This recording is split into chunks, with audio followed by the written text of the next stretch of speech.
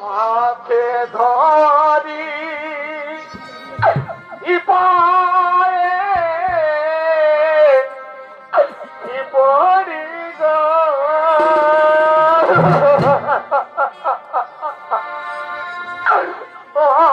সবই বিনতি করে বলে গো আমার স্বামী সবই আমায় আর মারবে না, আমার চাবুকে না করবে, আমার সোনা কবির হয়ে গেছে,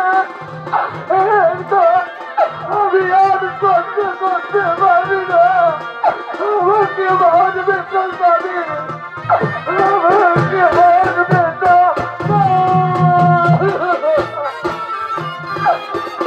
আমার স্বামী স্বামী গো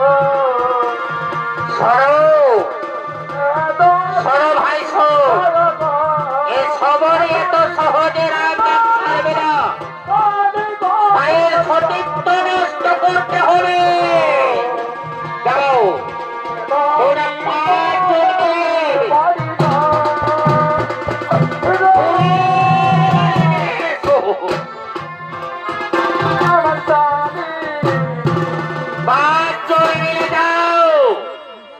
ফুলের মালা নিয়ে এসে তাকে সকলে মিলে বিবাহ করো, তাহলে সতী ধর্ম নষ্ট হয়ে যাবে আর রাম নাম করার শক্তি পৌঁছে যাবে না।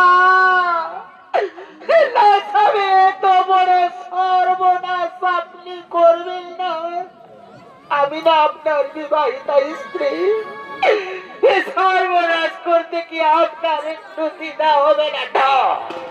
তুমি আমাদের ভীল সমাজের কলঙ্ক কিনে যাও, যাও ভাই যাও, আর বিলম্ব করো না, যাও আজ জননীদেরকে বিবাহ করো, তাহলে সঠিক ধর্ম সব নষ্ট হয়ে যাবে আর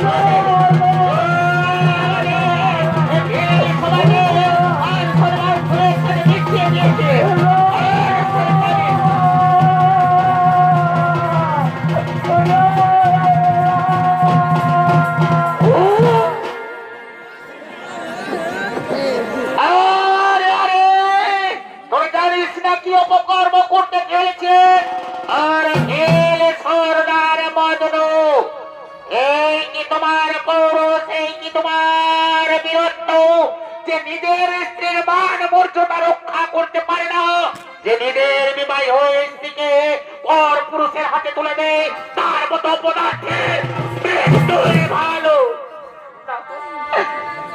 না প্রভু। আমি বড় অন্যায় করেছি, আমি যে না, তুমি অন্যায় করনি, তুমি ভুল করনি, না ভুল আমি করিনি। আমিও চাই আমাদের ভীল ধর্মের মান মর্যাদা রক্ষা করতে আমি প্রাণ দেব, তবু কিছুতেই সবরীকে তোমার হাতে তুলে দেবো না। কি বললে? সবরীকে আমার হাতে দেবে না? তাহলে দেখি কেমন করে তুমি তোমার সম্মান রক্ষা করা। হ্যাঁ আমি মরবো, তবু কিছুতে আমি আমার আত্মসম্মান তোমার পায়ে দূরাঞ্জলি দেবো না। তাহলে তৈরি হও, তৈরি হও যুদ্ধের জন্য।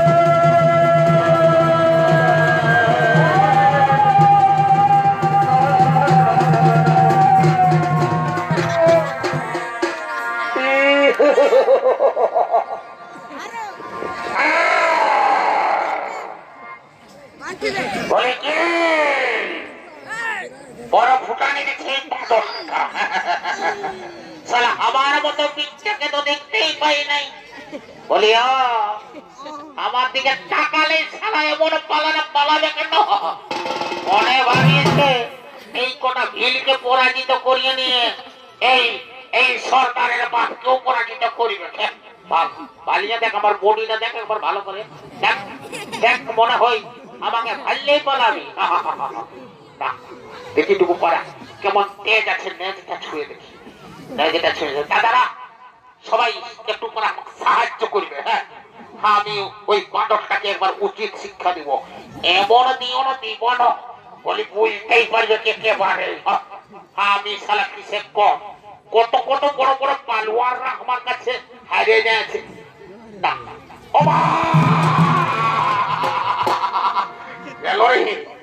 ভালোতে গেছে বলি বলি আমিও হারি নাই। মনে ভাবিস না যে আমি এইখান থেকে পালাই যাব। পালাই যাব না, একবারে দূরে যা আমার সাথে। তোর গোটা আর আমার এই হাত দুটো আছে, আমিও ফিরু কাপুরুষ নয়। লড়ে যা, লড়ে যায়।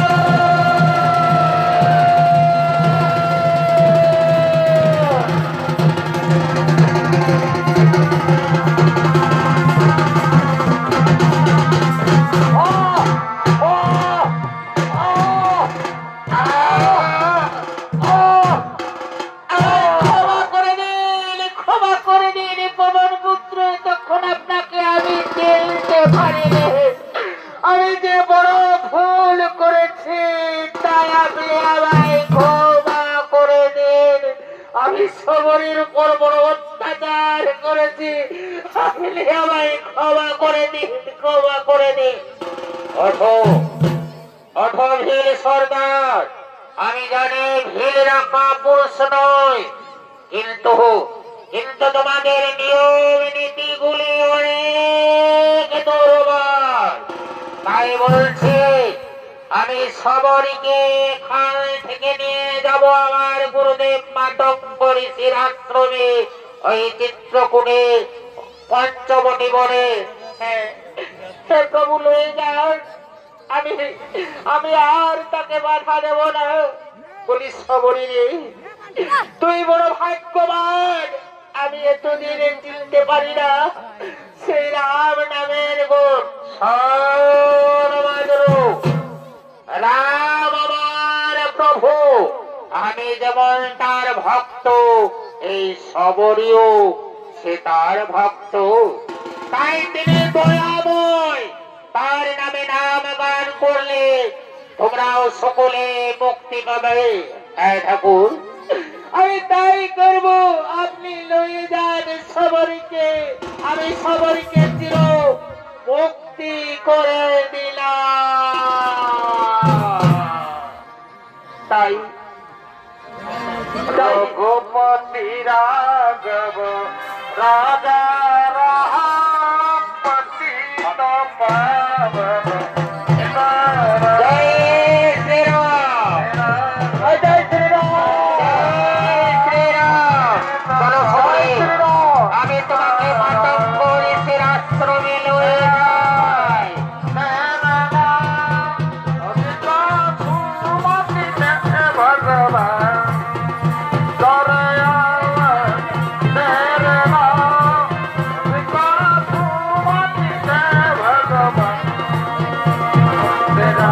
राजा राम पतित सीता राम जय सीता राम पतित पावन আপনি আমায় ক্ষমা করে দে আমি তো দিদি জয় বজরং বলি তোমার বাবার পুত্র সবাইকে মাতঙ্গ ঋষির আশ্রমে লয়ে যায় অনেক বছর পর এই খবরে মাতঙ্গ ঋষির আশ্রমে থাকতে থাকতে মিথ্যা হয়ে যায় এবং প্রতিদিন ভুলতে থাকে করে তার সেই প্রাণী ঠাকুর নাম জপা করে তাই তো প্রতিদিন একটি মালা নিয়ে যেতে থাকে